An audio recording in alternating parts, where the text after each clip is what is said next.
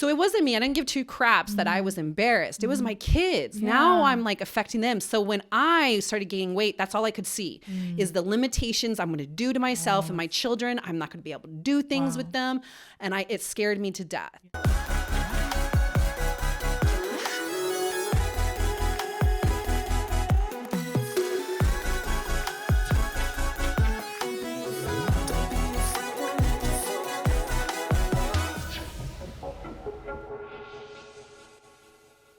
Hey everyone, welcome back to another episode on Divinely Disruptive Podcast. I'm your host, Jane Powers. If you're new to my platform, I'm so excited you're here.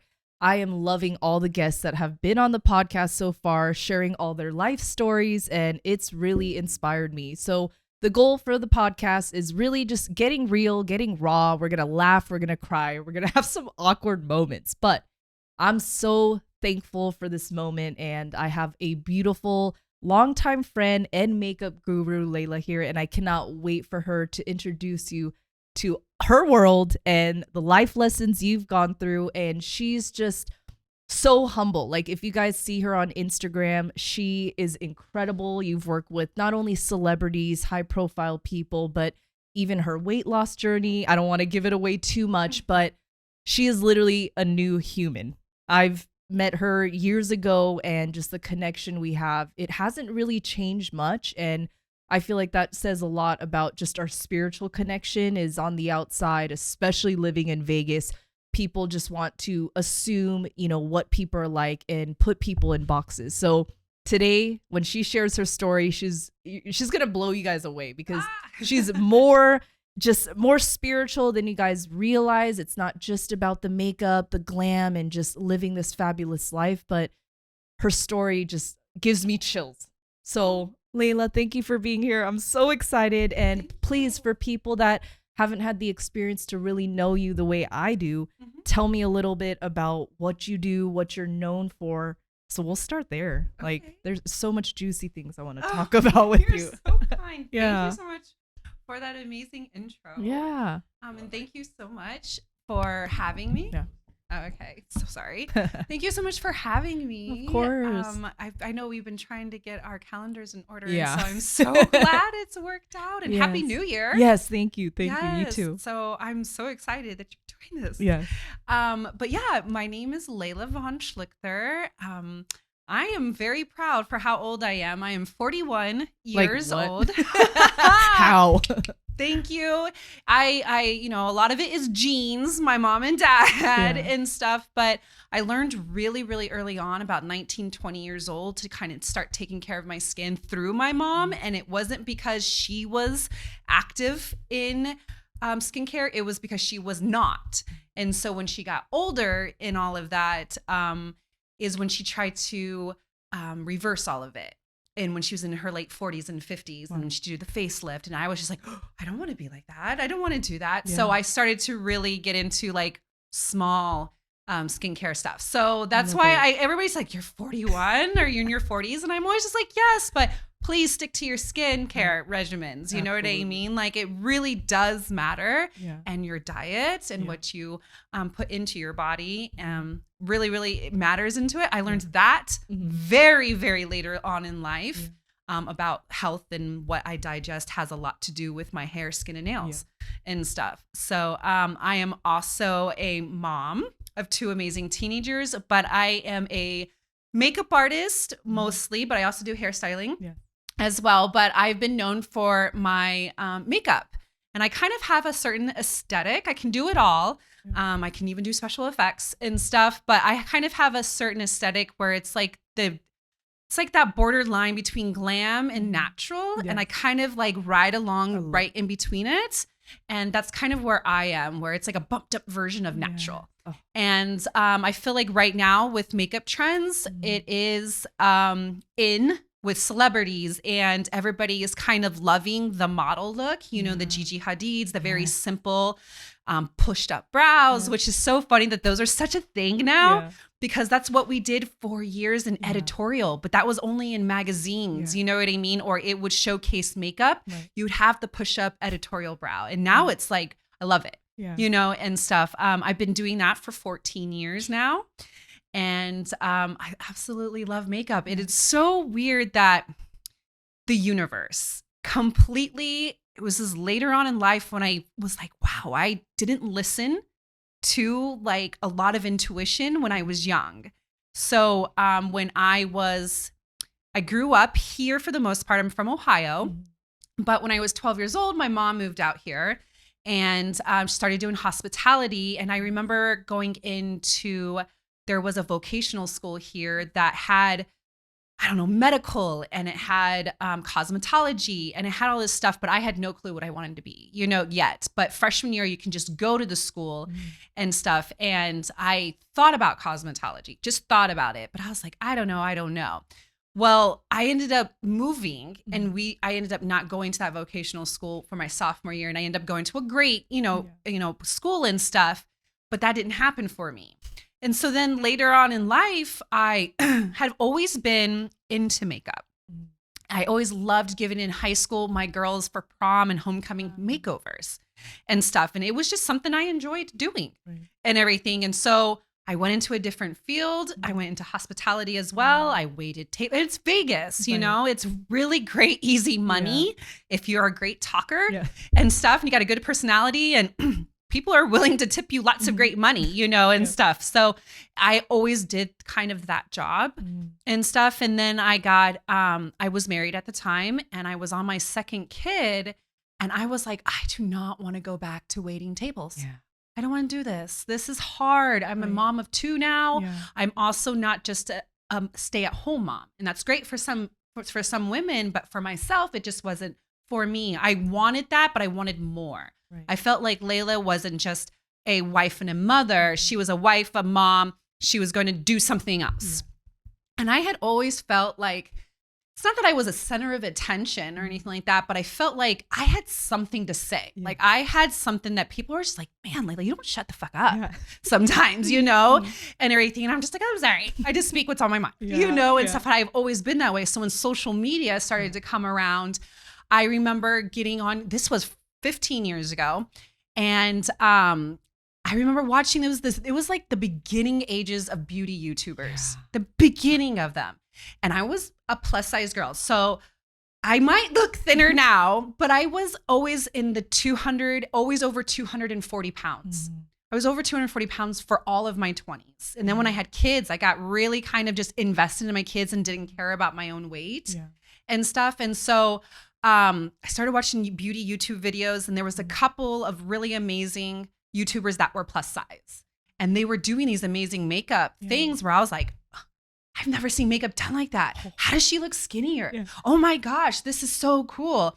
And then Kim Kardashian's makeup artist started, doing Mario started producing his stuff out there, which is a full circle moment for me with him. Like I can talk about it later, but it's a really, cause like I looked up to him when I was just looking at makeup as a consumer, where I was just like, oh my God, he does Kim Kardashian's makeup. That is so cool. Like he transforms her. And then there's these YouTubers and stuff. And then I remember sitting there going like, what am I going to do with my life? I'm 27 years old, got 2 babies. What am I going to do?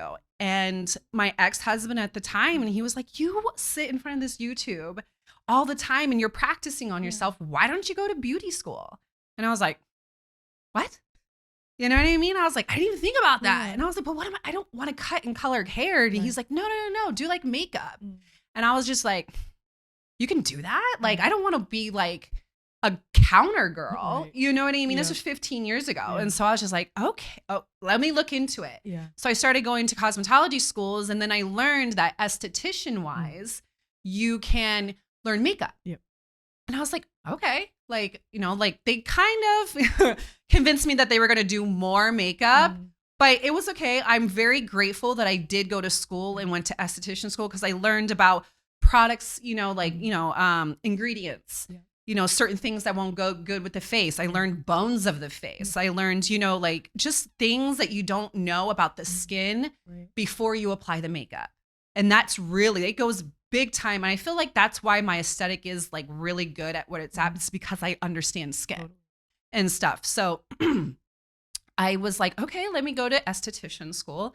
And it's like these things that it took a long time for me to get there. Yeah. but it was all divine. It was like Yeah. always supposed to happen for me. Where, okay, I go to beauty school and I fall in love with makeup part of it. Where of course, me telling the teachers, don't give me any waxing, don't give me any brows, like don't lashes unless it's makeup. You know what I mean? I just want to practice that and stuff. So of course you have to do what you have to do to get your, your license and stuff and get your hours in. But as soon as I got out, I didn't know what to do with I was like, I don't want to be in a spa. I don't want to do facials. Like I loved it, but that's not what I want to do. Yeah. So at the time, I only knew of a makeup counter girl.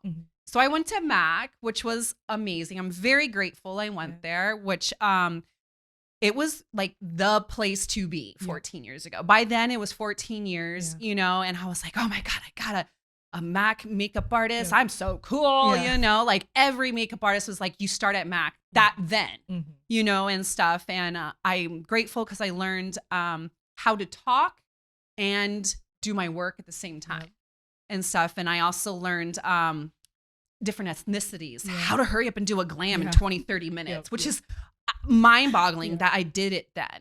And they looked okay. You know what I mean? Like the beat 14 years ago was like the dark smoky eye and like really, everything was really dark. Yes. And heavy, and stuff. And I'm very grateful for it, but it's also was not my calling. And I was getting burnt out. Back then, they kind of just worked you really, really heavily, lots of hours, not a lot of money for commission.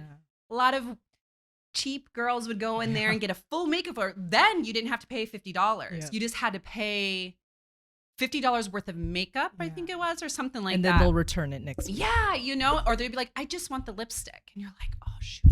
You know what I mean? You're like, awesome, and everything. So I was contemplating on quitting and going back to hospitality. So I was really getting burnt out. Like, you know what I mean? And MAC was such a big company then that they didn't care. There were so many other people just like me wanting my position. Right. And stuff. So divine things that happen. There was another MAC makeup artist there that was a model, and she was trying to build her portfolio. And she was just like, hey, she's like, I've got this cool photo shoot lined up, and it's on Model Mayhem. Don't know if you know what Model Mayhem is. It's still around. I actually looked it up. It was like the MySpace type of vibe, right? It was the MySpace, Facebook of back then, where anybody in the industry that was in, stylists and photographers and makeup and hair and body painters and models and all this stuff, anybody and everybody that was like, hey, I'll be in Vegas and there was some iffy people I met on there too, where it was quite scary. But it was so great. Now looking back, I built my portfolio amazingly on that, all for pretty much free. And then I got some paid work from it too. But she was like, hey, do you want to be my makeup artist for this? And I was like, okay, never done that before. And I was like, she's like, you want to come to it? And I was like, that sounds like fun. Let me do that. And that was it for me. I went, and it was like on a set, she had a stylist there. She had like the whole thing, and we were out in the desert, and it was just something where I was like, man, I get to create art in her. I get to see this later. I get to be creative with other people, and we all get to do what we want to do. This is what I want. You know what I mean? And within 3 months, I quit. I quit MAC within 3 months, and I was like, I'm going to focus. Thank goodness I had a support system. Like my ex-husband and his family were like, okay, if you quit and everything like that, then there's no income coming in from you, like you really need to like build your let's do this, you know? And that's what I did for a really, really long time. And within, I want to say that year, I started doing weddings, because I was like, well, how do I build my name out there? Like some people know I built a free website and I did all that stuff. And all of a sudden I was like getting more and more weddings, and I was collaborating with some models, and we would do wedding dresses and all this stuff. And it was a lot of fun and everything. And all of a sudden it's like, it just snowballs. You know what I mean? And then I remember the second year that I was in freelancing, and I was kind of like, I can do this. Like I'm getting weddings. Like I can do this. I'm getting, people are, I got a couple cool gigs. You know what I mean? Like I can do this.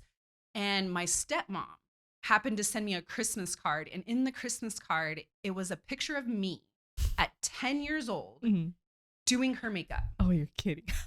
I started to cry. I was like, where did this come from? She's like, I found it in a photo album. She's like, Leila, you've literally been doing makeovers since you were 10. You know, and she's like, even younger than that. And I'm like, oh my God. Yeah. Like, you know, he just lines it up for you, but you got to listen. You got to, you know what I mean? And I feel like that happens for a lot of people. It might take us a really long time and everything, but we all do have like something is special about each one of us and everything. And makeup has tremendously saved my life. Yeah. You know what I mean?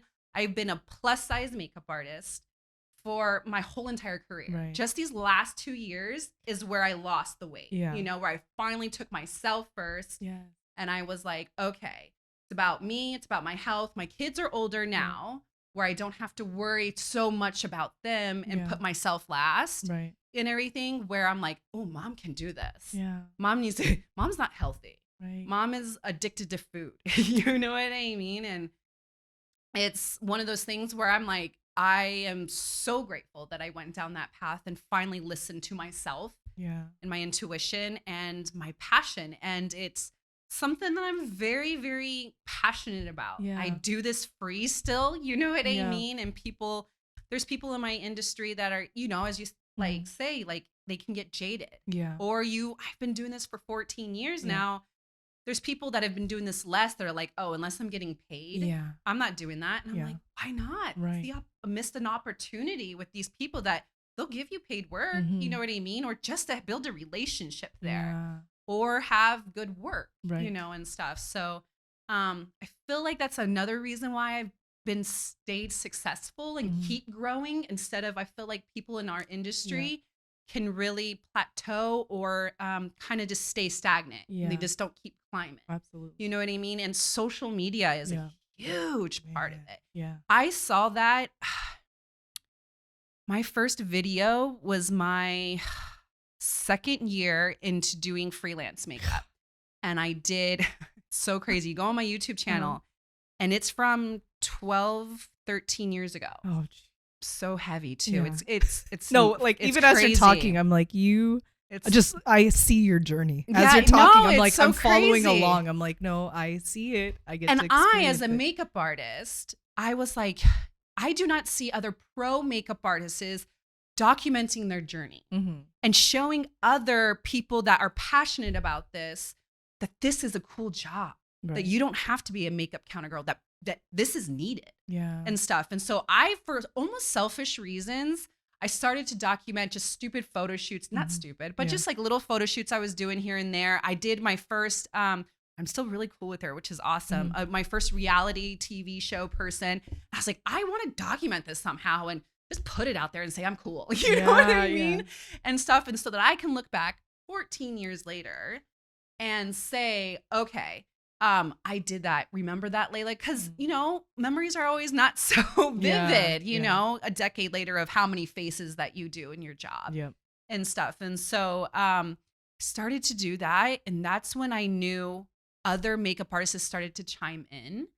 And they started to say, oh my gosh, like, how did you do that makeup for that model and stuff? And oh my gosh, you know, like, what is that outfit? And I was like, oh, like, you want to know more? Yeah. Okay, maybe I can start talking about my career and everything. And I really knew that in a pro makeup artist industry that this was needed. And I kind of just was starting to do it. I didn't know if I wanted to be like a beauty YouTuber, if I was this or whatever, but then sponsors started coming in because I started to get followers. And then all of a sudden, you know, like huge makeup companies were sending me stuff, not only for my opinion about the product, but in hope that I would use it on a model or a celebrity of mine. And that's when I knew, oh my gosh, there's something with that. And I got backlash from pro people and they're like, oh, I saw your video. And I was like, cool. Right. Thank you. And they're like, support. well, what are you? Are you a pro makeup artist or are you a beauty YouTuber? It wasn't cool in the pro industry then to be, you know, a James Charles, you know, to be a Nikki Tutorials. It wasn't cool then a decade ago, you know? And so I was like, well, why can't I be both? Like, I'm a pro makeup artist and I'm a talker. Like, and I like to talk to people and it's natural to me, you know? Why can't I be both? Fast forward now, all these amazing pro artists in hair, makeup, in every field is giving you a masterclass and is talking about behind the scenes of a photo shoot. It's amazing. Yeah. So I feel like when I decided to do that, it was great.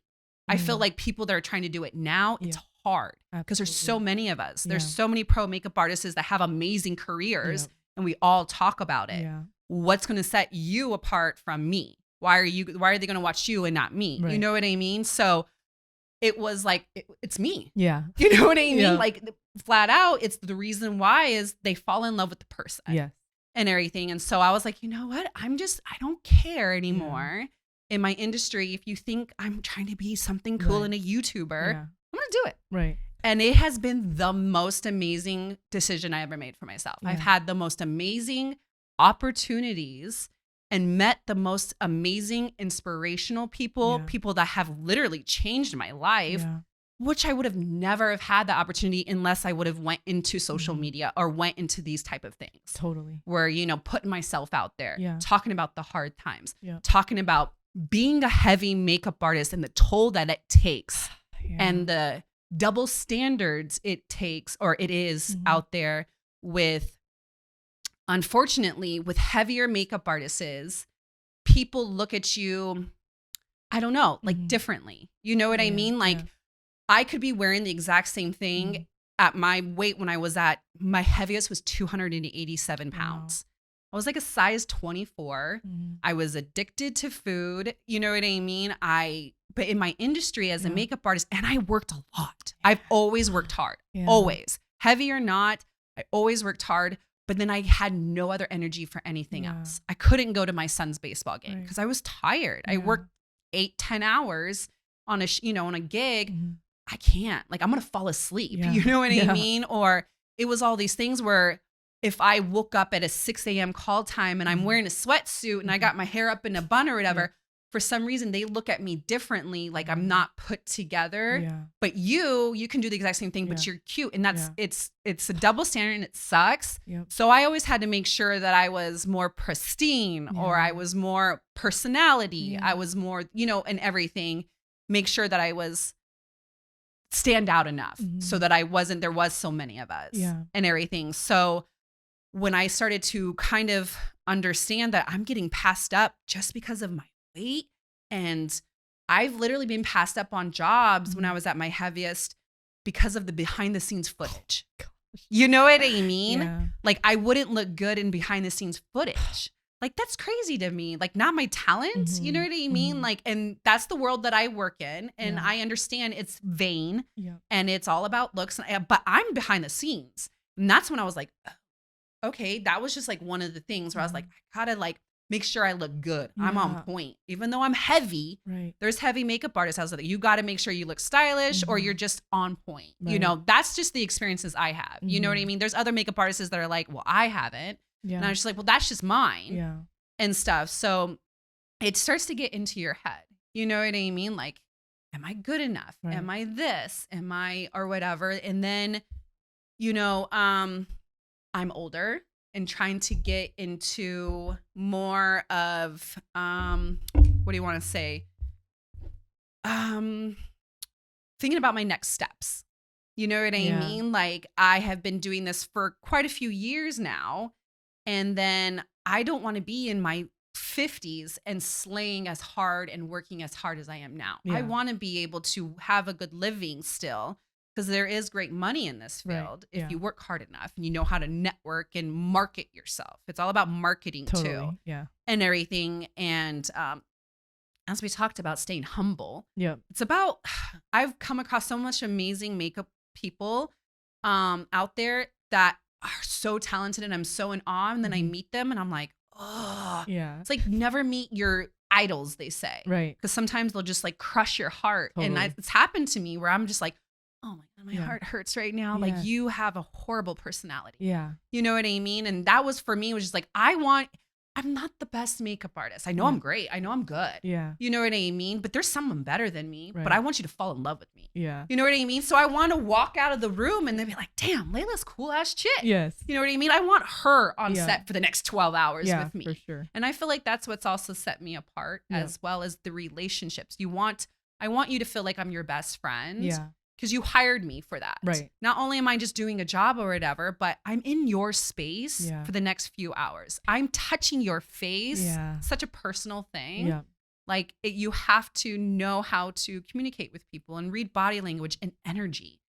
I can literally see firsthand experience everything you just shared. That's why when I was listening to you, I was just kind of like, just kind of looking at you in awe and like kind of emotional, to be honest with you, because I don't know if you remember, but I met you years ago. And so when you were talking about just your weight and the judgment and just the projection, it's so wild because again, I was new. I moved from like Seattle, Portland, West Coast hippie. But when I met you, you were just so different. But like good different. It's someone that it was so refreshing because like I've been in makeup for about 10 years, but I was a little kid. Like I couldn't deal with the pressure, so I took a break from it, right? So as you're talking about your story and your journey, I'm just over here like, Leila, I'm kind of speechless because I was going through it with you as you were speaking. And I mean, everybody knows like I'm a chatty Cathy, but when I know somebody who's so real and so grounded and so down to earth, I can't help but listen, right? And I'm sure you're like this too in a way. It's hard to respect people and listen to people when you don't really care about who they really are because they're not real, right? But for you, like I said, it's been too long and I apologize for not seeing you, but like I'm actually glad we're meeting now because I get to see the huge shift you've made and hopefully you can see like a different vibration, a different energy with me too. I'm like not who I used to be, more grounded, more boundaries and quicker to apologize and forgive to those that mean it, like that are worthy of my time and my energy. So, you know, again, everything you shared, especially people who are either in the beauty industry or they're makeup artists, or maybe they are contemplating about a career in beauty, you just hit so many layers, right? So I'm just kind of like digesting it for the people listening. And you guys, like, I'm so excited about her enthusiasm because usually I have to like pull people in, but you shared so much. No, I love that. I shared my stories kind of a lot through people, and I even with my clientele. That's what I'm saying. Like, we're besties for the next 2.5, 3 hours that I'm with you. You know, so I'm gonna open up. I might not ever see you ever again, but you're sharing stuff with me, and I'm sharing stuff with you, and just so that I can relate. I try to find anybody and everybody a common ground so that, you know what I mean? Because I've been in those areas where I've been with other people where you have to pull it out of them and it's awkward. Yes. Because what I do is such a personal thing that I feel like I'm touching you and everything that I want to be able to relate to you. Tell me your story. How did you meet your love of your life? Like, you know, or even celebrities. I even ask them like, I have no problem talking to anybody. So I'm very grateful that you asked me about my story because, I mean, like it's sometimes weird to talk about yourself, but I'm very proud of where I am now. You know, I'm 41 years old, completely changed my life 2 years ago, was not happy where what I was at.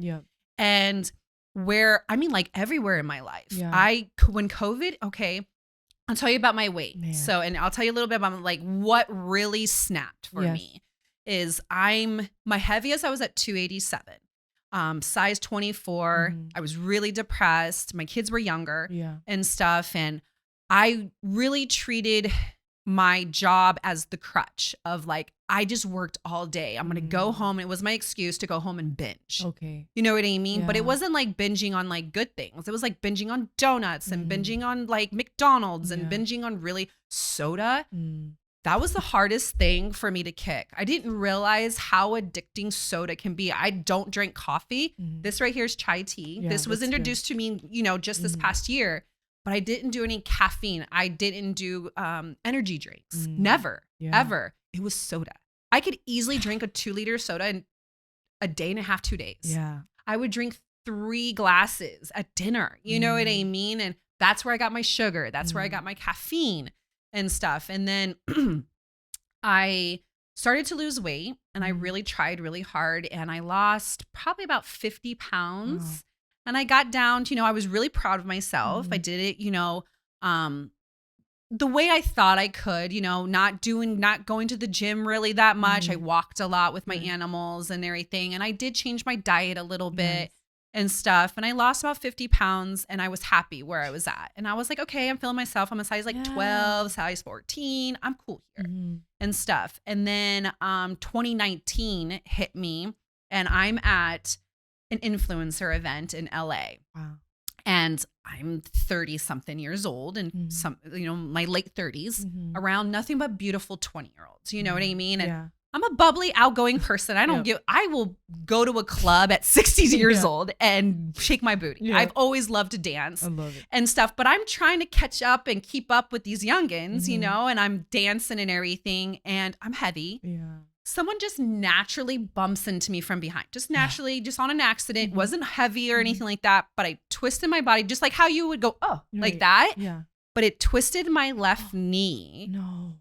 I mean, I don't even know how I did it, but twisted my left knee and I went down. No. And I was like, oh gosh. And my friends were like, oh my gosh, Leila, we're all in a circle. You know what I mean? They're like, are you okay? And when they put me up, I was like, I really did something to my knee. Yeah. And I'm like, I gotta go, you guys. I don't know. Like, I'm gonna just sit down. Yeah. And then I just pieced out. Oh man. And I called my ex-husband at the time and I was like, I don't know what I did to my knee, but I can't even walk. Like, I'm hobbling back to my car. And he's like, go to your hotel room, drive back first thing in the morning. Oh my God. It was like the worst thing I ever did the next morning. It was swollen and I was like straight to the ER right when I got back to Las Vegas.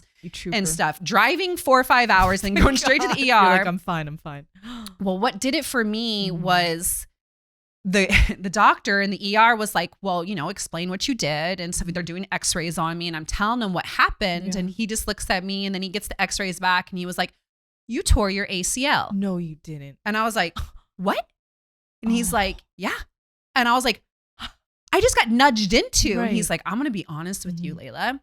It's your weight. Oh, and I was like, what? Yeah. And he's like, you were dancing, you were loosening up your ligaments and your muscles and everything. And something as simple as just getting hit the wrong way, it twists your knee. Yeah. You could easily tear your ACL. Oh my God. And I'm like, wow, my weight did that. It hurt me now. Yeah. You know what I mean? Like, yes, I would have back pain and yes, it would be hard to get from down to up sometimes and I would need help, but it never physically hurt me. Right. You know what I mean? Where I was just like, oh, okay. And I was in an immobilizer from my hip to my ankle. You know what I mean? Where I couldn't move. And then COVID hits 3 months later. This was in November of 2019. And then COVID hits. So I'm in not a cast, but an immobilizer for a few weeks. Man.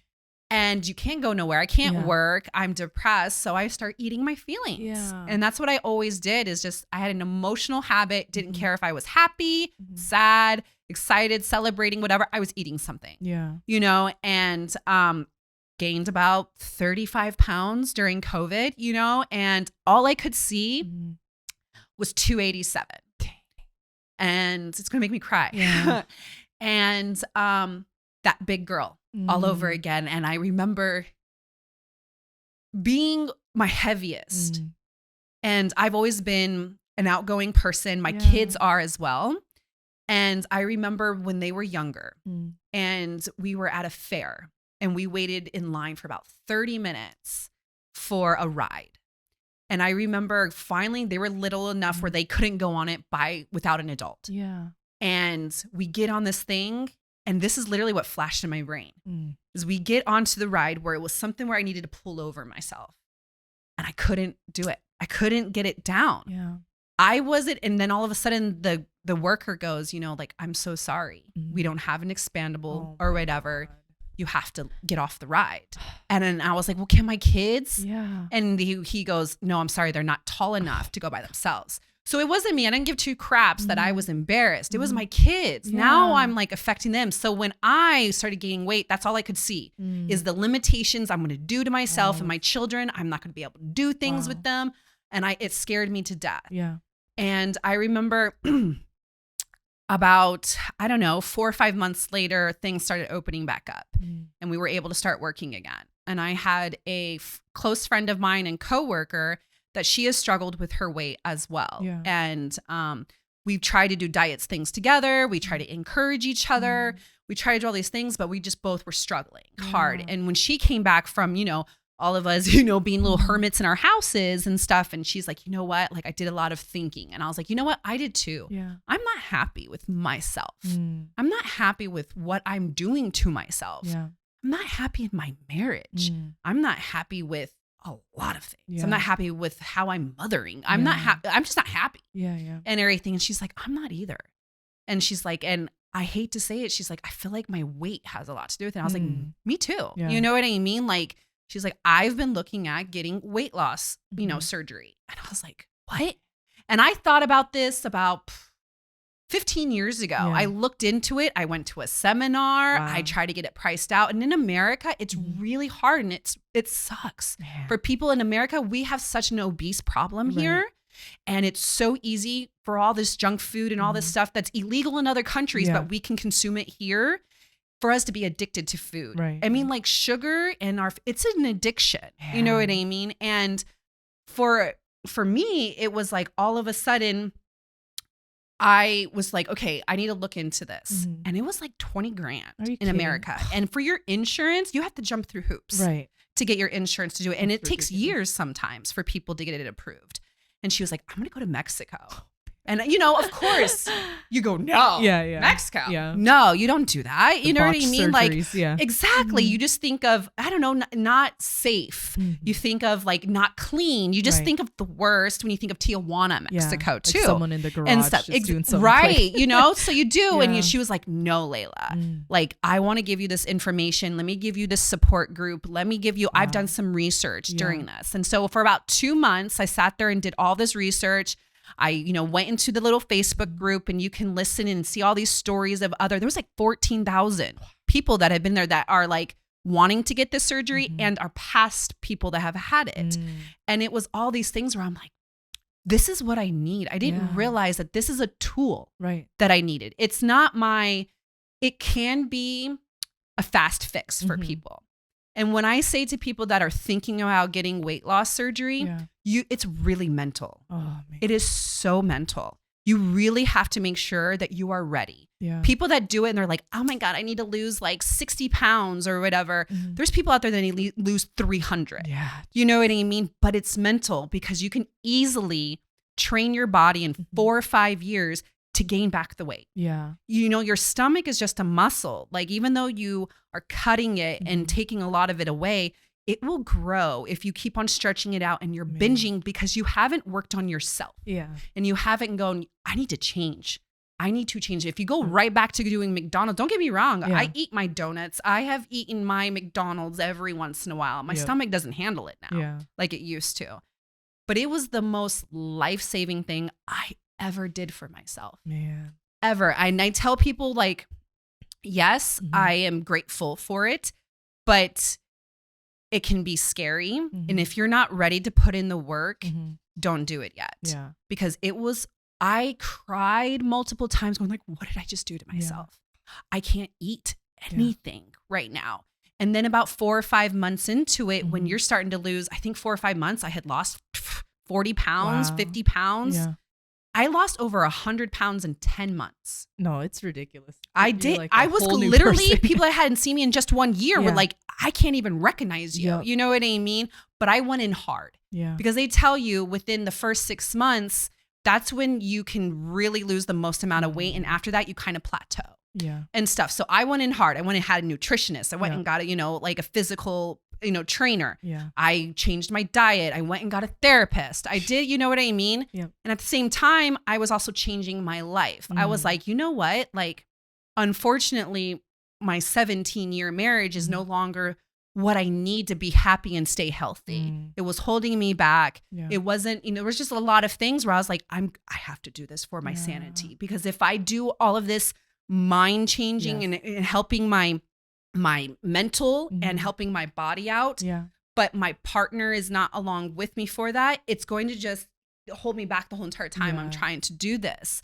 And for the sake of my children, I was just like, I need to pull that plug now. Yeah. You know what I mean? It's something that I've always thought about for a few years and stuff like that. But it was just one of the things, it's like, I need to change it all. It's not just, it's like, Leila needs this life change to make sure that I'm happy and everything. And when I started to do that, that's when people were like, whoa. Yeah. And I've always been a happy, bubbly, outgoing person. But at the end of the day, I really wasn't happy. And I didn't realize that I really was not happy with me. Yeah. And weight had a lot to do with it.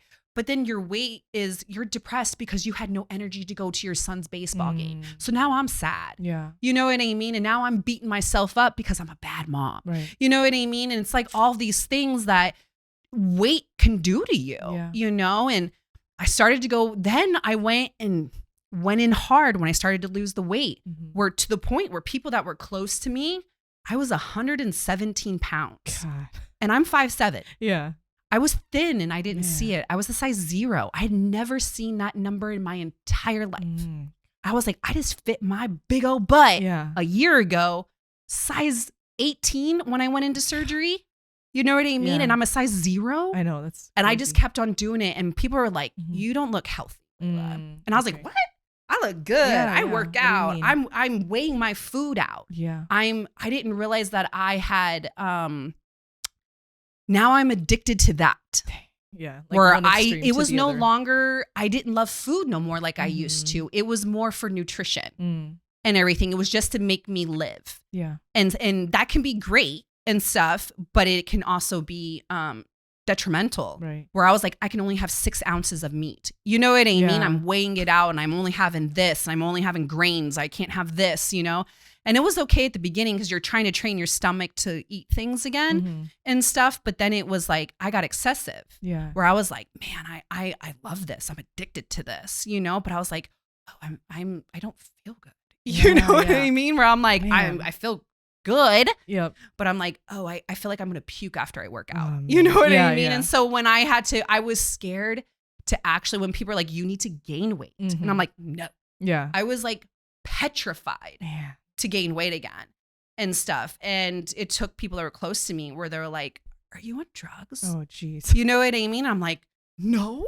Yeah. I'm just like really taking this. And people that were close to me knew that I had weight loss surgery, but not everybody. I didn't come out openly on social media. I didn't do any of that and stuff. I'm not ashamed of it. I tell my clients all the time when they're like, oh my God, I have followed you for years. And I'm so happy, but how did you lose this weight? And I'm like, girl, weight loss surgery. Right. And they're like, really? I'm like, but I changed everything as well. You did. You know what I mean? Because people that have weight loss surgery and really don't change, they lose weight, but they only lose about 60 pounds. Yeah. They only lose they don't lose what they could.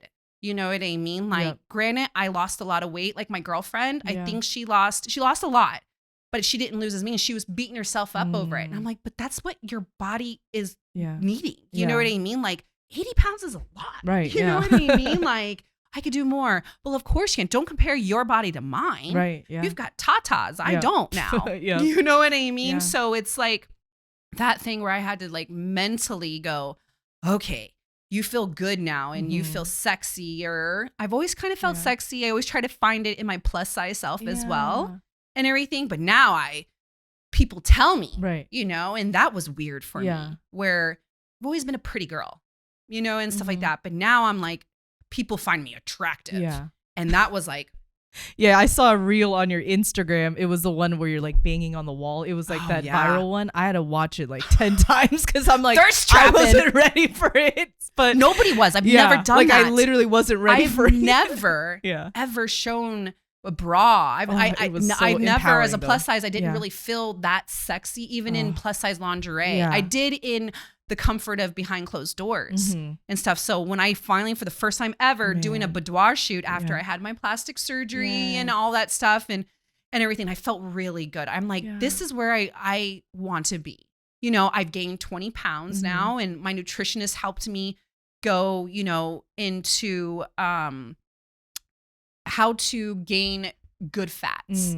And everything, and how it's okay. You can have French fries. Yeah. It's all right. Just in moderate. I mean, like my stomach limits me, but my version, like I might only have about 12 French fries, and that's nothing to you, but that's literally filling up my whole stomach. Dang. So if I keep on eating, I can over binge my small stomach. Yeah. You know what I mean? And so it's stuff like that where I'm like, okay, if I'm going to do this, I'm going to go in and I'm investing some money into this. And I want to make sure that I feel good all the way around. Yes. So all the weight came off, and I felt great and everybody said I looked great from the exterior. But then Mm. I would look at myself in the mirror with Yeah. all this weight loss Mm. gone.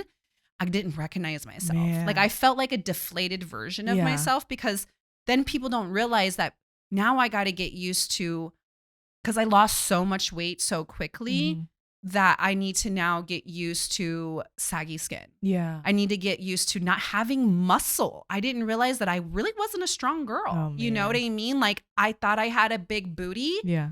That was all fat. Wow. There was no muscle behind that. You know, even though I did my squats or whatever at work, or I didn't work out, Mhm. you know? And so when that was all gone, I felt like I was just skin and bones. Yeah. And so I had to learn from my trainer, and he's like, we got to like build muscle on Yeah. these legs. We need to make these knees strong. That's so You good. know, even though you're 120 something pounds Yeah. now, like you can squat down and come up and it doesn't hurt, but now Yeah. we need to make them strong. Yeah. You need to make your core strong, Yeah. you know, and stuff. So I learned a lot of through this process. I learned meditation Mm. as well, and finding self-love. Yeah. I always kind of loved myself, but I Yes. never really sat down with myself, Yeah. either looking at myself or Mhm. just sitting down, you Yeah. know, and just really tell myself good things. Yes. We are so used to being negative about Yeah. ourselves and saying what we want to fix Yeah. or what we don't like, or I still am guilty of knocking something over and Yeah. be like, Jesus Christ. Yeah. And I'm just like, why? Why are, like, or, you're so dumb or something like that. Yeah. But I'm self-critical, Yeah. instead of being like, you could do better. Yes. You're better than, and stuff Yep, like that. yep. I speak negative words to myself all the time. And Yeah. I didn't realize how that was affecting Absolutely. myself, Yeah. where I'm like, I really don't love myself. Mhm. And when I started to really, I was starting to see what people saw on the outside. Mhm. I was seeing it on the inside as well. Like, Mm. yes, I look beautiful on the outside, Yeah. but do I see it on the inside? Right. And thank goodness I really didn't change Yeah. much, and stuff, where people are like, I saw, like, for instance, people I haven't seen in a long time. Mhm. Now that all that they see is an exterior attractive person. Yeah. And I literally had some that I've known since high school, and she hadn't seen me in a couple of years. And she instantly started to cry when she Oh, saw me. wow. And I was like, Yeah. what's going on? And Uh-huh. she's like, I can't take it. She's like, Yeah. I don't know. And she's just like, you're like too beautiful. Yeah. And I was like, what? Thank you. And I was like ready to just Mhm. take the thank you. Like that made me Yeah. feel good. But to her, it was scary Mhm. because she's like, oh my God, Leila, like, I hope you haven't changed. Yeah. Oh, I And know I'm what you like, mean. and it hurt me. And I was Yeah. like, you've known me since I was like 17. Yeah. What do you mean? Because I'm prettier now that I've changed. Yeah. You know what I mean? But then I'm like, oh, okay. Like maybe pretty people, like, you know what I mean? I don't understand that part. Yeah. I work in that field with Yep. models and stuff, but I've seen, crappy models or bad Yeah. attitudes, but everybody always has like pleasant attitudes for the most part that I've Right. come across Yeah. and everything, where I'm like, no, I'm not going to change. Man. And so then I had to look in within myself going like, why would my friends say that? Yeah. Like, do I give that impression off? Like, Mhm. I'm confident now. Yeah. That's what it is like, I haven't changed. Right. Yeah. I am more confident and I love myself more. Yeah. Whereas before I covered myself up. Yes. I looked cool and stylish or whatever, but I covered myself up a lot. Yeah. I didn't want you to see the fupa. I didn't Yeah. want you to see the rolls. I didn't Yeah. want you to see that because I didn't love that. Yeah. I wish I had confidence like Lizzo. Like, that's hard to Right. be a plus size girl and be like, I freaking love every roll on my body. Yeah. It's great to put that out there. And I did, like, on social media, and I was Mhm. like, yes, plus size positivity and stuff. But deep down, I didn't love Yeah. that. And Yeah. it's hard to fall in love with yourself on that, Yeah. and society has a lot to do with it, where you're just like, everybody's a Kardashian now, Right. Yeah. and you're like, but I'm not like that. Right. I'm not, and we change ourselves to be that image Yep. and everything we think, so I had to start loving myself now in Man. my skinny body. Yeah. And just like, even as you're talking, it's so funny when you mentioned that example of your friend Mm-hmm. is I feel that to the extent of like, I know you're the same soul inside, but like externally, because I'm a human, I'm still processing, right? Because like, Yep. I haven't seen you in a minute. So as you're talking, I'm processing. Like, I'm hearing you, I'm listening, but I'm also processing, because you guys have to understand, I met her in the journey, like Yeah. even before the weight loss. So I feel so, again, like I said, it's like I don't really have words to say. It's more of like a feeling, but I can vouch for you in the sense of I still feel the same, right? Like when I connected with you,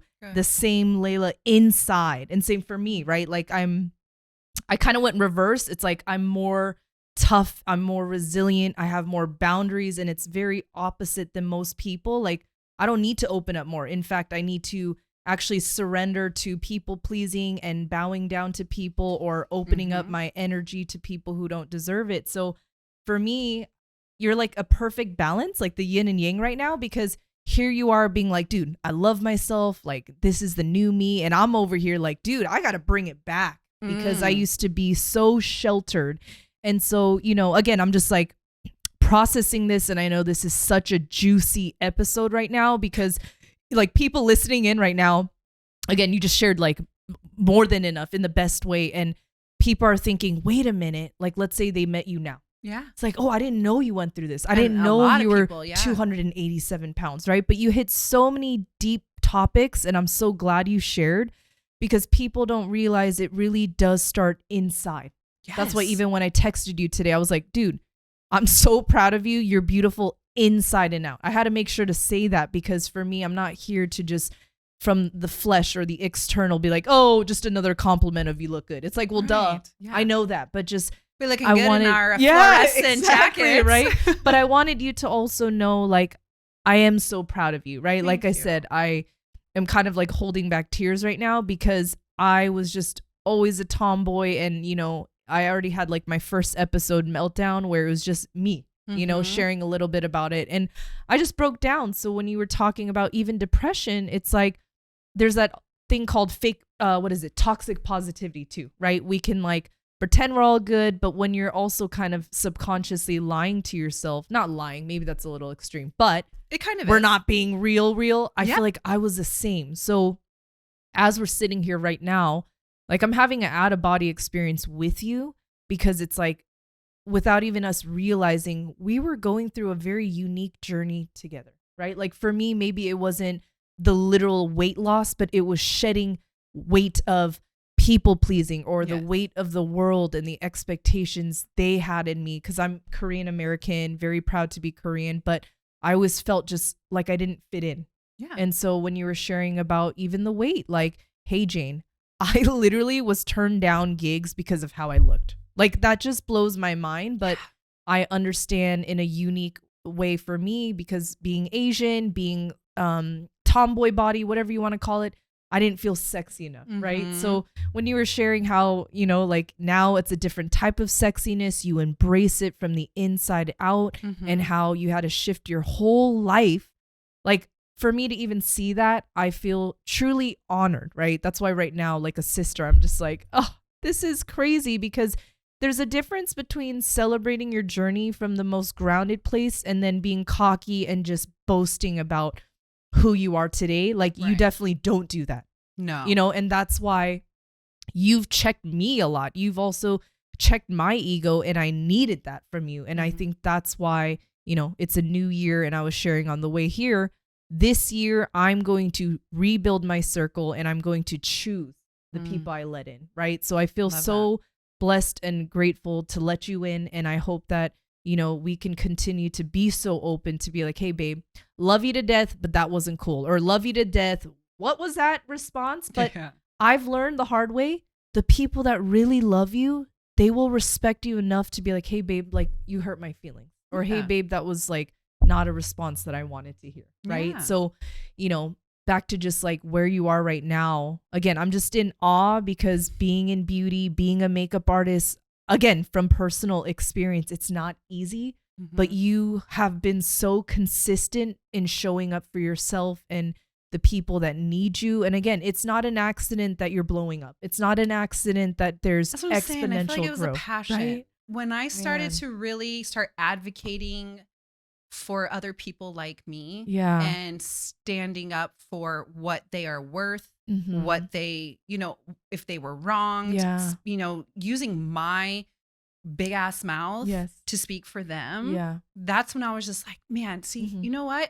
I knew that my, you know, me standing up and arguing and being a good debater and I was what keep that up, because so many people are just like in jobs or in your life, and they're, you know, if you argue too much or if you whatever, like that's not a good trait to have. Yeah. In social media now, it's like there's so many people that we feel like we don't want to hurt people's feelings. Yes. We're so politically correct in every aspect of our lives that the moment that we might say something that might hurt your feelings or whatever, we're so quick to clam up and run away from it. Yes. Instead of going, you know what? Yeah. You're right. Yeah. I have been fucking up. I have been a little too much. I have been not showing up to work on time. Yeah. You know what I mean? And then take that in, you learn a lesson and you grow and you move on. Yeah. And there's so many people that I feel like in my industry that don't have the cojones or they don't know that their voice matters, and it might be little, you know what I mean? But other people will hear it. Yes. And if we get enough of them, we will be big enough. Yeah, and I've learned that through social media is amazing. You know, I have advocated for so many people in my industry when they are wronged, or I get other makeup artists are like, hey, I got this gig. Yeah. Let me know if I'm getting taken advantage of. I'm like, girl, yes, you are. Wow. Yeah. You know what I mean? Yeah. And it's like, I love now that I've been doing this and for a while, feeling like a mentor to people. Totally. Yeah. And the weight loss is still my journey. I'm still figuring that all out, you know, and I'm still figuring out loving myself more, you know, the person that I'm dating now, you know, and stuff like that. He really helps me out, and like, you really need to speak kinder to yourself, Leila. And I'm like, oh. And he'll even, I don't even say anything, but I'll catch myself and I'll wince. And he's like, what were you just thinking? Ooh. And I'm like, yeah, he's that so I don't intuitive. like my butt. Yeah. He's like, stop it. I love that. Oh, you know what I mean? And I'm just like, oh, I need to like be kinder to myself. And that's what a lot of us don't understand is that even mentally thinking those things, you're triggering your brain to not like yourself. So when you're going like, you know what? I'm not really liking it right now, but I'm going to love you. And I'm going to do more, you know, squats and I'm going to love your butt even more. Yep. And stuff, and saying kind words to other people. Yeah. Like, even, you know, there's ways that like people can tell you and it not be kind. Yeah. You know what I mean? And then that's when people are like, you're just a bitch. You're rude as fuck. You know what I mean? And I've been said that to me where they're just like, damn, Leila, you're a bitch. Where I'm like, oh gosh, okay. I need to check myself. You know what I mean? And I need to be a kinder person. I can let that person know that that is not okay, that you have hurt my feelings or whatever, but I need to tell you in kind words and everything. And when I changed that, I mean, I've always been a kind person, but I've also been one of those people like, you don't mess with me. Right. Yeah. I can real quick. And I still have that in me. Yeah. But I have a lot more patience now when I started to really look within myself and the people around me that were holding me back or negative. And I started to more manifestations, writing my thoughts down, my goals down, repeating affirmations to myself and saying them out loud. It really kind of changed my mindset. Where literally people are like, oh my God, you not only look beautiful, but I can feel it off of you. Oh my God, Leila. And I'm like, I feel so good. Like, I feel good. I feel happy. Yes, the weight loss has helped me, but freaking A, like my mind has helped me, you know, like I get stressed out too. Like, you know, I've been stressed out this past year and everything. And I see myself reverting back to my old ways where I'm like, okay, I need to go journal. I need to write this down on like why I'm being ugly today. Man, okay. You know, that's and good. stuff. Why did I snap on that person? Like I needed to self-reflect instead of it's, well, she's being a bitch. That's why. Well, just because she's being a bitch doesn't mean she needs to have that response. You know, and so I do a lot of that and everything, which helps me, you know, and as you said, keeping positive people in your life really has a lot to do with it. When you have people that are constantly, you know, you can be the most positive person in your group, but when they're all talking crap about one another or ew, this, or just being negative in whatever aspect it is, you don't realize that you absorb that. And like, for sure. It can internalize in your nervous system where it can all of a sudden you'll be out and about and someone says something and it triggers you and you don't even know why. And it's so funny you said that because as I mentioned before we started recording, I'm such an extreme extrovert, but these days I feel like I'm tapping into like my like Gandhi Jay Shetty. And what I mean by that is practicing solitude and just being okay just chilling by myself, right? And that's also an insecurity I didn't know I had, right? Is I gotta be Being out alone. and be seen. And again, not to say it's bad to go out and be seen, but I didn't realize like we needed inner working, we needed inner healing. So something as simple as you tweaking your knee, right? That was a very, harsh awakening for you, right? Like the doctor being like, hey, no offense, it is your weight. Right. So this like smack on the face. And I know for me, it was this constant fatigue of people pleasing, where even my own husband would recognize the shift in my energy and mood when I would come home. Just like fully depleted, almost borderline depressed. Like I didn't even want to be alive. Right. It's like you give, people take. And, as we talked about, as much as we say like, okay, I'm a tough cookie, I'm a bad bitch, or I don't need nobody. It doesn't matter if you're surrounded by toxic people, if you're surrounded by envious, jealous people. Unfortunately, eventually, if we're not self-aware, that stuff will rub off on us, right? Yes. Even though we say, oh, but I'm not like that, right? So that's why kids, mothers, elders, mentors, they're always like, watch out for your friends, the people you surround yourself, it reflects who you were. I didn't get that, but now 100%. I get it. And so even, your new partner in crime, I've met him. He's incredible. Just even as you were sharing about just even him being intuitive, like, hey, Leila, what was that face or what was that reaction? I feel like to have a life partner and have a partner that's also, part of the journey, it's very special, right? It is. And like, I still remember our lunch date at California Pizza Kitchen, right? And it's just, I have like moments of like, good memory here. But I remember us just like having a real moment, right? And I literally remember our conversation, but it was kind of just like we were chatting about, are we happy? Do we feel stuck, right? Whether it's a husband, whether it's a boyfriend, whether it's a neighbor, whether it's a coworker, at some point we have to face the reality, hey, I'm not happy, and staying with you is just unfortunately not going to get me there, right? Yeah. So whether it is a loved one, whether it is friends, for me, it was my entire social scene. Yeah. Like I'm such a social loner now. But again, I just want to like applaud you. And from an outsider looking in, just like I'm so proud of you because you have evolved into such an amazing woman. And again, people listening and watching right now, I'm sure they're like, wait, what? This Leila girl that I've been seeing on YouTube, for hours, this Leila still girl tell you on some Instagram, stories. And it's just, I feel so honored that you're able to share such a deep story on this podcast because I want to get deeper. I want to know people even more. And I just appreciate that you always keep it real with me, and, I have enough respect for you too, where it's like, you know what? Whether you like it or not, I want you in my life. Whether you like it or not, I'm going to choose to have you in my life. So with that said, how can we continue to make space to honor, to understand, to forgive, to have empathy, but at the same time, like, hey, babe, no. Yeah. I think it's healthy. People don't realize that. I started to do the boundaries thing too. Yeah. Because people can take from advantage. Like kind people, right? Yes, like we're very always much like, so. oh, I get it. I forgive you. It's like, wait a minute. I'm not saying I forgive you so you can F me over again and again and again. I'm saying, hey, I got you once. Don't do it again. Right? 100%. When I started to do the boundaries, the people that were around me that weren't liking it, and I'm like, oh, it's because you can't take advantage of me anymore. Yeah. Yes. You know what I mean? And it's just like, oh, you just don't like that outcome. Yeah. And whether it be my ex-husband or, in my job as well, like I'm also an artist agent. So I not only do makeup and hair, like I also am working with other passionate people, like 41 other hair and makeup people in 3 different cities. That's where they're all pulling at me left and right. And it's like, okay, how can I give myself to everybody and keep myself sane? Right. And it's like, I got to work on myself or I'm going to go right back to where I was and I'm going to start slowly binge eating again. And in 5 years, I've gained all of that, not all of it, but probably 50 pounds of it back, and then I'm going to be sad and depressed and pissed at myself. And here we are again. Yeah.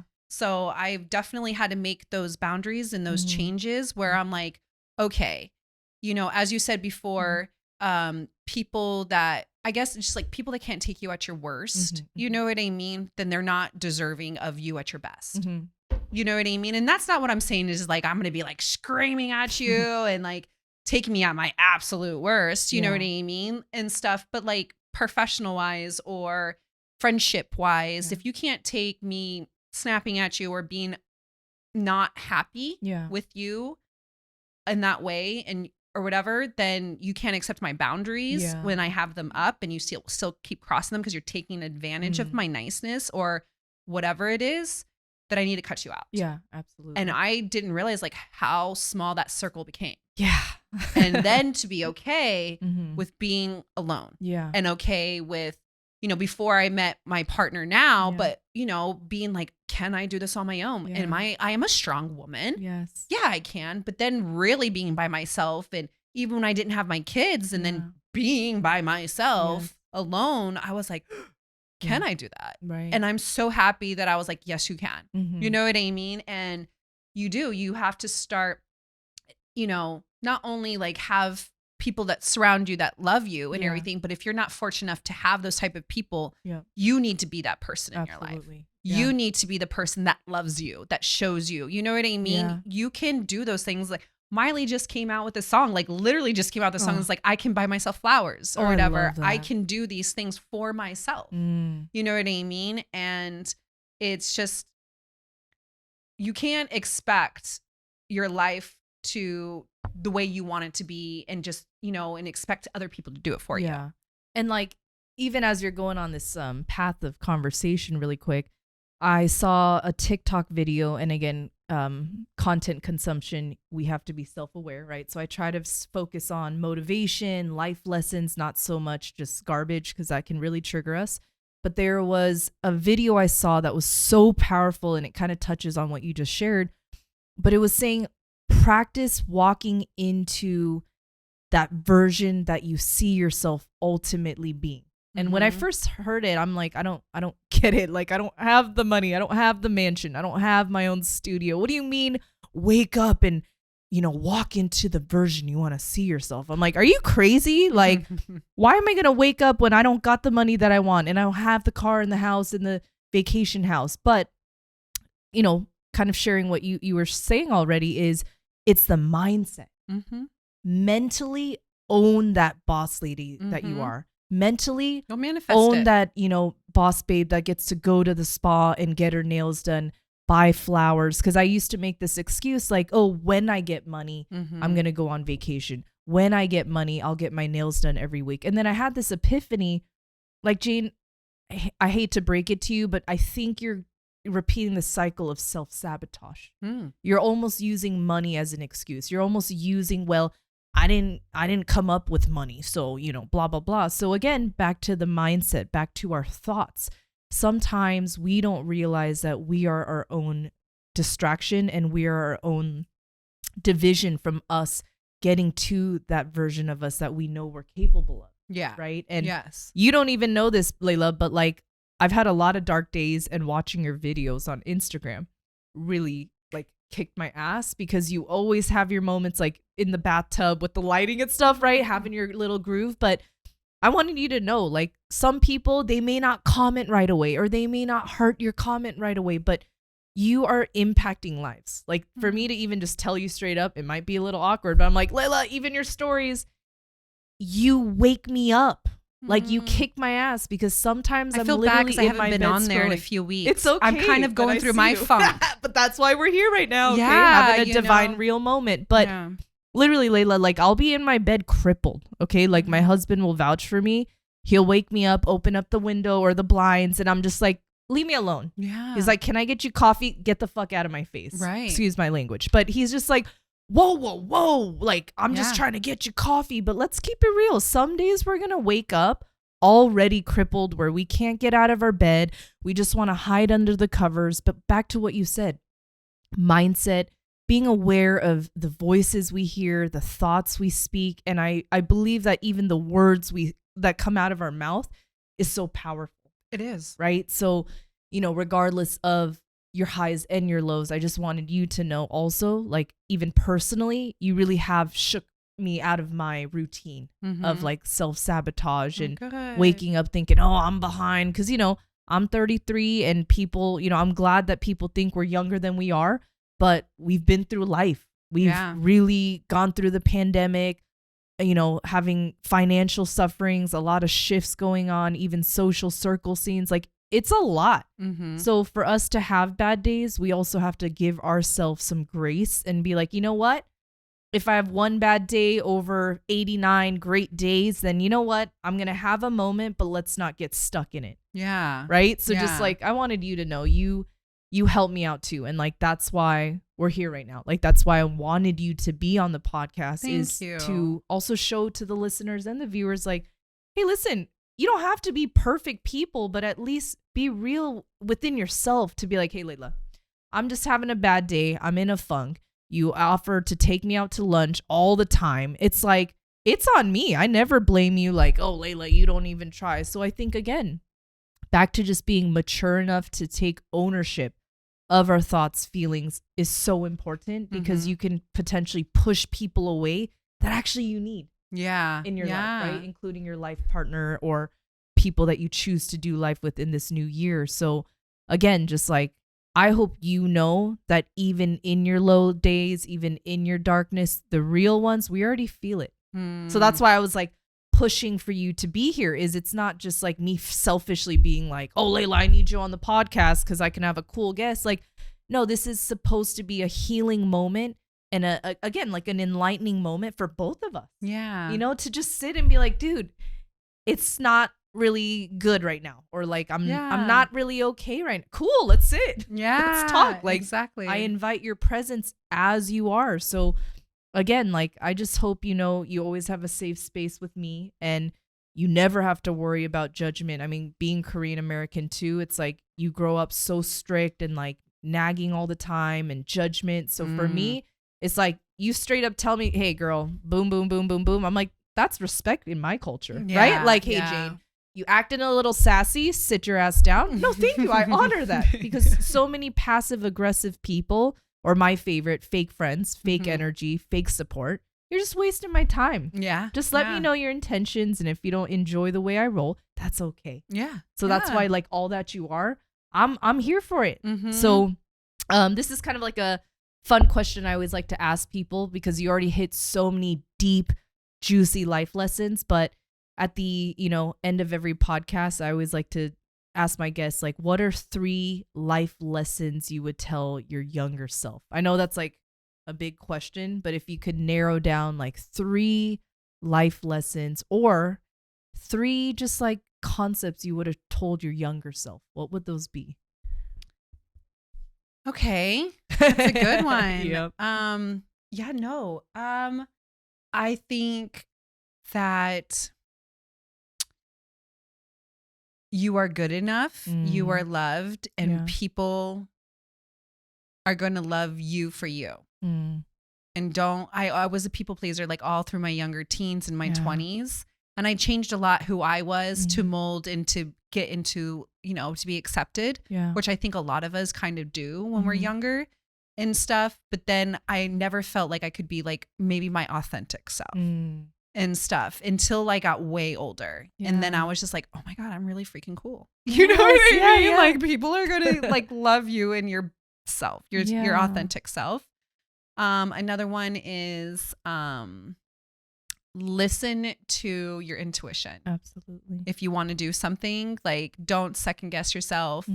Don't worry about, I don't know, the thoughts of other people. Yeah. I think that's I guess this is the same thing. But, you know, just, I don't know. I think, maybe that. Yeah. And what's another thing I would tell my younger self? Love yourself. Even, I don't know, like it's hard because I was I was plus size when I was younger too. Yeah. And I tried to love myself, but I loved myself in the wrong ways.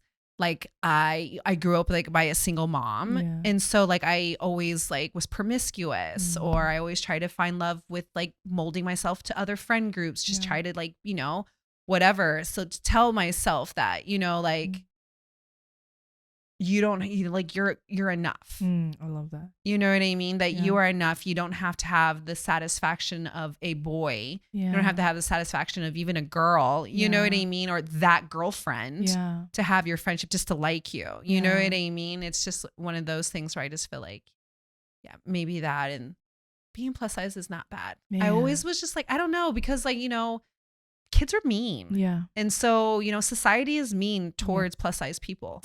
And so you're very self-critical of yourself. And so me growing up, I didn't have role models like Lizzo growing up, or role models like that model Tess and Antonique or whatever her last name. She's a big girl and she's so proud of her body and she's healthy. Yeah. She's like, I eat healthy. I work out. I'm just a big girl, and I didn't have that growing up. Yeah. And so, plus size girls now, or plus size people now, can love themselves and be okay at their size. Whereas society, me growing up in the 80s and 90s, where it wasn't, it was a sign of unhealthy. And then I turned it into being unhealthy. I wasn't unhealthy when I was younger.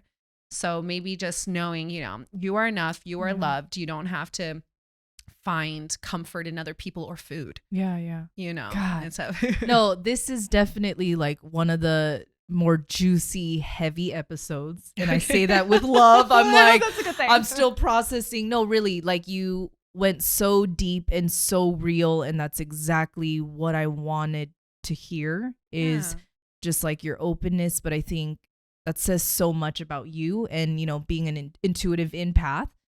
I'm literally like feeling everything you just shared today. Like it's on me right now, right? Like I'm still processing right now, right? So again, like I just want to celebrate your journey because it's incredible. Like you are you, so you can't really see it. It's like, you've changed, but people on the outside that really love you, they see it. It's very heavy. So I really mean it. Very heavy. It's not just like, oh, you're a new human. I need a moment, right? But it's so beautiful because really what you're sharing is even the lessons you just shared. Like no matter where you started, like you matter, you're enough, and you just got to keep going, just little switches like mental health and the people around you, and also owning when you're not happy. Like I already know you probably made people cry right now. I'm pretty sure people already have like a notepad. I can just feel it. Like they're probably going to rewatch it because it's like, wait, what? Leila went through this and she's here. And I was just telling my husband, like, you are an incredible person, and all your success and all the success that's still on the way, you deserve it. So even in your darkest days, Leila, like I said, I'm just intuitive with you. You deserve it. You fucking earn that shit. Okay, because like I said, for me to even meet you years ago and watching you now, the core of who you are, I'm blessed to say you are the same. Things have evolved, things have enhanced, things have elevated. But same for me. I hope that every time you see me, the core of me is still me, Jolly Jane. And I just want to bring light and love and joy. I'm just a little more stern and resilient with boundaries, but we cannot lose who we really are at the core. Right. So now that we've made some positive shifts, like you said it yourself, it's like, wow, we're loving ourselves in a different way. It's almost like a different translation of a language that we spoke. Like I'm moving differently.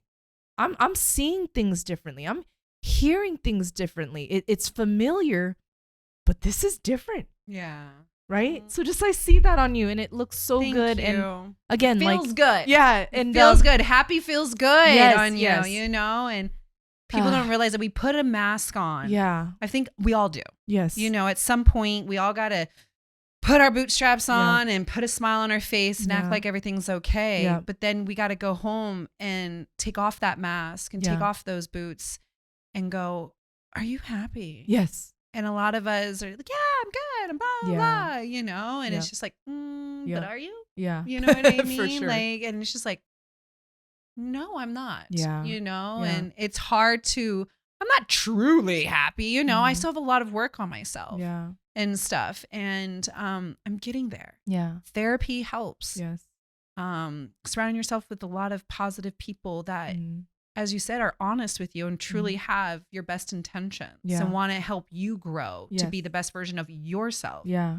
You know, instead of just always a cheerleader. Yes. We all don't need cheerleaders. Yes. You know, sometimes we need a coach. Absolutely. Sometimes we need that person to tell us, you know, and usually it's our family because they're the, you know, closest to us, and they don't mind telling you the truth. But when you can find people in your life that can also guide you, then, you know, social media helps, like people that are, you know, like Jay Shetty's and stuff like that are on there spreading positiveness. And I was just like, you know what? Like, I've always kind of done that. And through all of my YouTube videos and stuff like that, I've always at the end tried to be positive and, you know, spread that word and everything. But you can be so personable now through social media and TikToks and Instagram stories and stuff, that I was just like, what I'm feeling right now is what I want to project that onto you. So right now I'm feeling love and light and positivity. And sometimes, like right now, I'm kind of not going through things, but I'm going through a shift where I just like moved out of a house, got a new one, you know what I mean? And moving on my own and Christmas and the new year and just like all this stuff where I was like, the last thing I want to do is go be fake positive on my social media. That's not me. So my whole thing was like, if I'm not feeling good, then maybe I'm not going to be on. Yeah. And my partner, he was like, but why? Yeah. And I was like, what do you mean? And he's like, people can relate to having bad days with you. And I'm like, oh, okay. I don't always have to be positive and stuff like that, which it helps people get through their bad days and helps them whatever. But it also helps them know that like, oh, you're not always sunshine and rainbows. Yeah. You know, you have those dark clouds some days too, but it's also nice to see you the next day be sunshine and rainbow. Yes. Exactly. And it gives me an opportunity to go, oh, okay. So I was like, okay, right now I'm going through a funk or whatever, but slowly coming back on. Yes. You know, and I was off for like 2 weeks. Yeah, no, good. But people like you are like, it really helps me. And I didn't realize that until I disappear.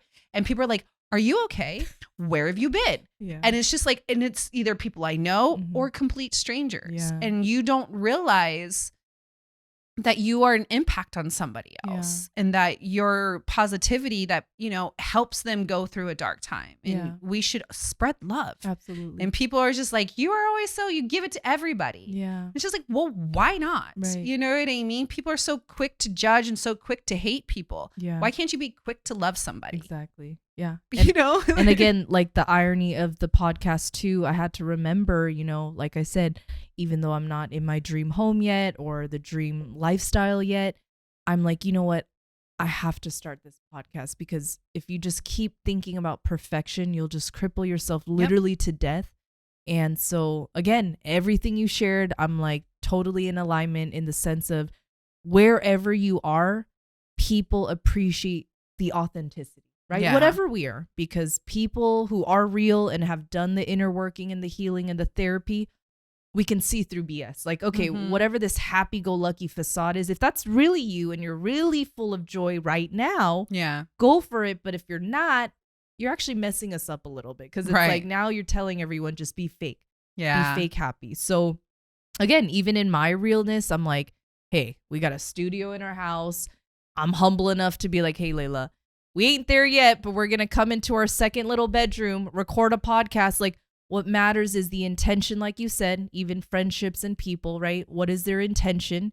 What is the purpose? Like I've really been redirecting my energy, fire, and all that I am into understanding intention and purpose, like what I do, but also what other people are doing in my life, right? As long as there's like that long-term alignment, then we're good to go. But if people aren't in alignment in seeing us grow and be healthier whole people, then I don't need them in my life. Yeah. Right. So again, even the name Divinely Disruptive, like you are divinely disruptive. And I'm just really excited to see what this new year brings for you. Me and, too. You know, I'm going to do better to be a better friend for you, a better supporter for you. Same. And I'm, you know, taking a lot of junk out of my life. And so thank you also for just your patience, truly. You know, my husband always reminds me like, Jane, you're not the easiest person to deal with. You mean well, but you're a lot. And I'm like, what it is kind of, you said this too. It's like, we just desire closeness and just be your girlfriend. And, connect, but sometimes just bad timing. Sometimes just maybe not the right season. It's not us, but just bad timing. Right. So I think we're both in a healthier space. And again, as we take away clutter, we can now make room for healthier things. Right. Literally. And I also feel like relationships in all aspects between professional and intimate. They go through seasons. Yes. You know what I mean? Like, I might not see you in a couple of months or whatever, but I'm going to see you, like we all kind of, I don't know, like because when you start to see each other like all the time, it's just like family. Yeah. You just get kind of numb. Diluted. You know what I mean? And I get it. We all have besties and all that stuff. But I don't know, I just feel like sometimes how it's kept me in a lot of my relationships for like over 20 something years is it's in seasons for me. Like sometimes I have this friend group, and maybe that's just me. You know what I mean? And not just like I have a whole bunch of friend groups, but I have like 2 or 3 where I'm like, I'm good. I will hang out with you a few times. And now I just need like a tiny little break.